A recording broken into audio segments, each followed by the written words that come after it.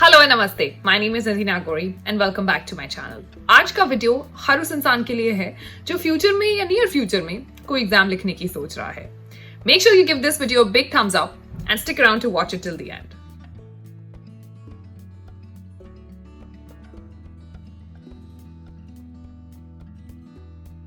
Hey guys, so today I have Divyansh with me. Now he's got AIR 10 in November 2018.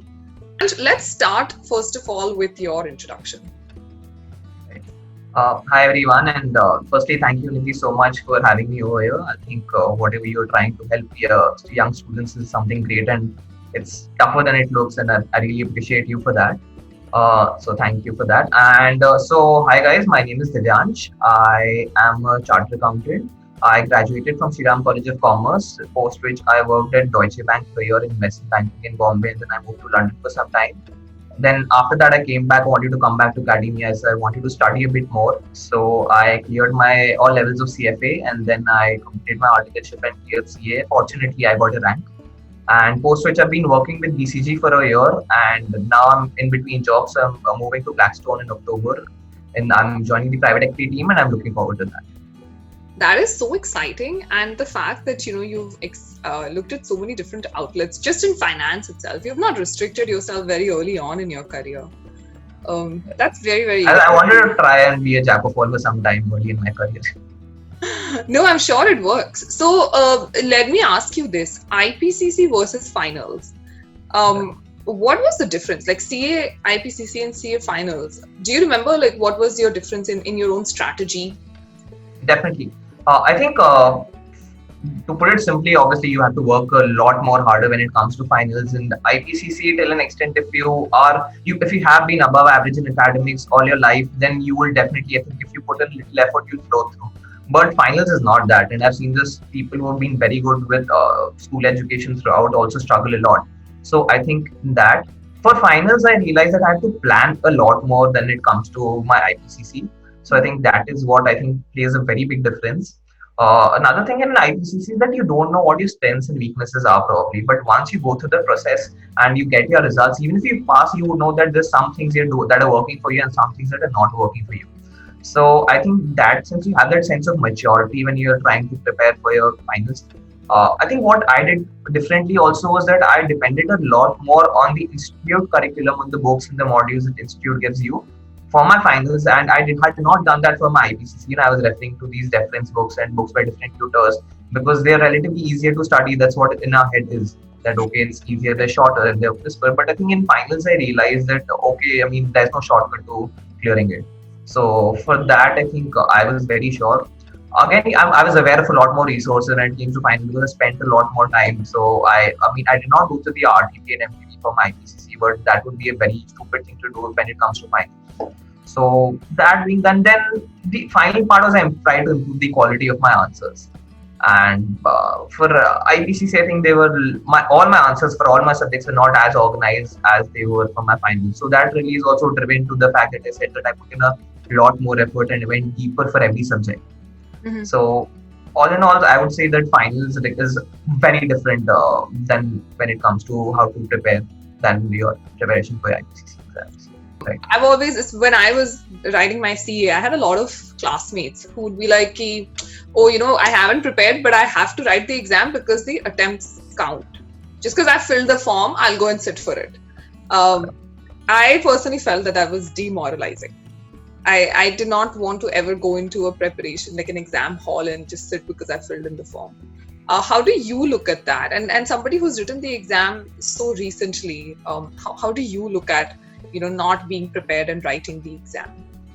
I think you need to be very self-aware about what you're trying to do and achieve. If it's something like a CPT, and let's say you can still get through, it's an easy exam. But if you're in CA finals and you don't know, they're not as similar as college exams, and you haven't done your homework. Because finals is something that's very tough, and you cannot just pass with luck. You can probably when I mention that luck factor is important, when I say that I got a rank, and I'm sure luck was somewhere there because there are a lot of people who worked hard, and probably if there's one lesser question that I did incorrectly when it came to, or one lesser silly mistake, so their luck will play a role, but luck can't help you pass. So I think you're wasting your time if you are not prepared instead you're attempting. For me, anyway, you've lost your attempt. So why waste those many hours also? Um, do you remember what was your weakest subject, like in your finals? I think for my IPCC, I think I scored the least in my law exams. Hmm. So I was very sure that this is something that I'll have to work hard, otherwise I'll fail. Because IPC finals are obviously a lot tougher, and I have a very bad handwriting. So I was sure that I have to work a lot more harder in law. So I identified the facts that where I was, missing out things on. So I used to get very bored. I used to get distracted very easily. So what I did was I split the subject by different books. So I did some topics from one book, then I did some topics from another book altogether. So I had like books from 6 different teachers, including the Institute Math. And because I was changing the book continuously, so I was not very bored. And also the fact that initially when I was studying, so I kept the Institute book open. And I mean, the Institute Law Math is 700 pages, which is not very big if you compare with other subjects.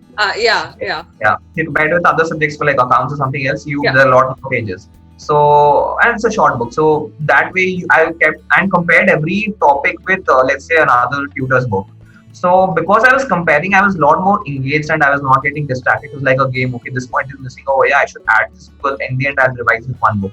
So I would just make sure that I was concentrating a lot more, and because of that activity by itself, I was not getting bored.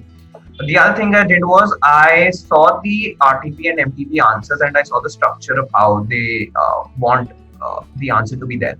So obviously, you need to know that the examiner, the person checking the exam would have the suggested answers open. So that's why I went through all the RTP and MTP answers to know what they expect and then try to answer every question in that format, so that it becomes easier for the examiner to check. I would try to mention the section number for every answer that they expect. So I would plan accordingly. I would memorize all the sections thoroughly, and so that way I think I worked a lot more harder for law. And fortunately, I got a 77 in law, which is a very big jump from what I scored in my IPCC. So that strategy works. I mean, the fact that I realized my weakness really helped. Yeah. I think a lot of people get worried about taking a break in general from what they're doing. Regular career flow. So how has that panned out for you? Because you still seem to have a glowing career, and you've not. There's no dearth of opportunities. So how do you look at that? I mean, there's a trade-off that you need to do, whether the chance that you have in front of you is worth taking a gap in between. So maybe sometimes, why I took a gap is because I was at SRCC and you can't do your articleship with college. Agreed. So because we were day college, and then after that I got the chance to, when I was supposed to start my articleship right after college, I got the chance to work at Deutsche as an investment banking analyst, and that is something that people would love to do. So obviously a lot of people would be like, why don't we just get done with CA? But I know after CA that position is not guaranteed to me, and since I've already got an offer from them, I wanted to take the risk, and also the fact that my ecosystem was very supportive of it. People around me were very supportive of it. Then I also got a chance to work in London. So I think that was, in terms of my career satisfaction, that I was at an all-time high over there. So it was great, and I think that was definitely worth it. It was worth the gap that I took. Obviously, after when you're working in Liverpool Street in London, then coming back and doing your articleship in Dalhousie, Calcutta is relatively not the easiest in terms of the difference in infrastructure and the people and the conversations. But I think I got a mix of both. I think. So in the end, I want to know what is going to be your advice to all the CA aspirants who are writing the exam anytime soon, and whenever they happen, because there's so much uncertainty. There's a lot of there's no hope. There's no light at the end of the tunnel at this point. So what is going to be your advice? I think my advice to CA students right now would be, I think you need to always look at the silver linings and look for the positives, and there are obviously negatives. Then there'll always be negatives, one or the other. But I think it's important that you focus on what is working for you right now. And in these scenarios, I think for COVID times, I think for CA, the biggest challenge is that you need to cut down your social life and you need to stay locked in a room and you need to study. But right now, and that is the toughest for me because I'm an extrovert, and I'm a very social person. So not meeting your friends is a punishment.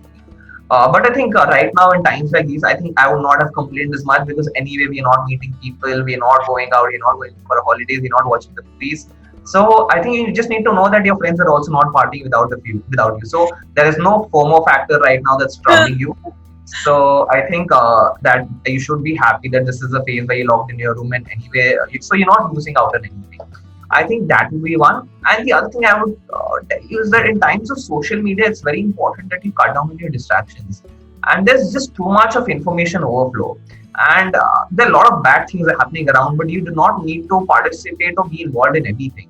So if let's say there are riots in America, they're bad. Obviously, we can't say that we can't advocate them. We obviously criticize them.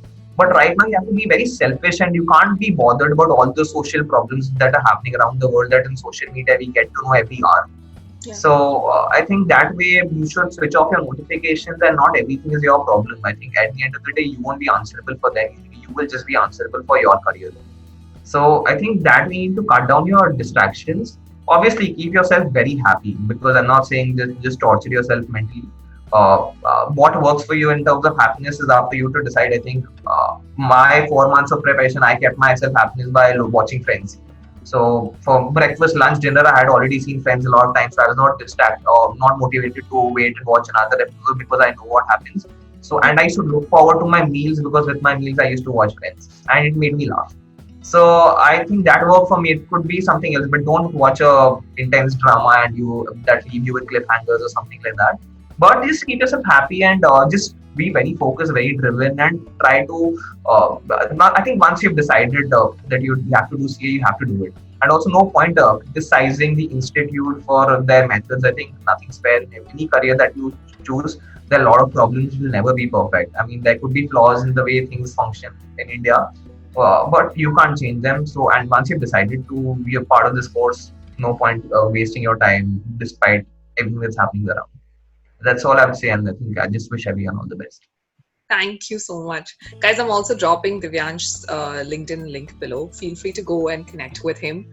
And I've thoroughly enjoyed having a conversation with him, but I'm sure you guys will also enjoy it. So if you need any extra dose of motivation, or you need a CA, who can talk to you, talk positive things, make sure you connect with him. Thank you so much, Divyansh, for taking our time. Thanks for having me. Thank you so much. It was great interacting.